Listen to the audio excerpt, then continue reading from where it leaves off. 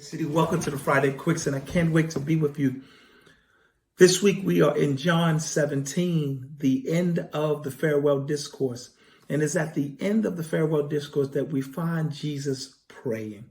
You know, if I were to ask you, what is the Lord's Prayer or pray the Lord's Prayer? Many of you would say, Our Father, who art in heaven, hallowed be thy name. Thy kingdom come, thy will be done on earth as it is in heaven. Many of us were taught that that's the Lord's Prayer, but that's actually the disciples' prayer. That is the prayer that Jesus taught the disciples to pray.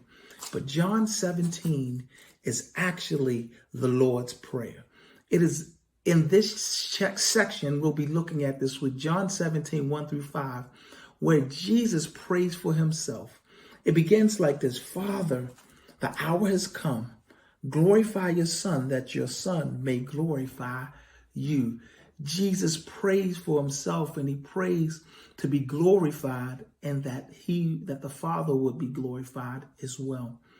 You know, glory simply means to give honor, to give praise to someone. I remember one time someone disrespected my parents and said something. I called my parents out of their name. Me and this person got in an argument, in a fight. I got upset. I ended up getting suspended from school because he dishonored my father's name. My father came up to the school, and I thought I had my chest poked out because I thought I was doing something to give respect. And my dad said to me something I'll never forget. He said, if you want to give me respect, I don't need you to fight for me. I need you to do what your purpose why we sent you here.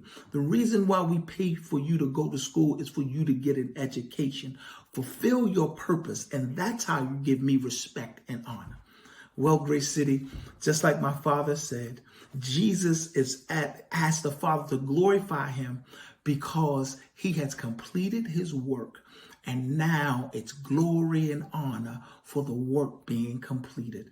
He understood his purpose. He understood why he came to the earth, and that he now says to the Father, glorify me, and my work on that cross will give God's glory.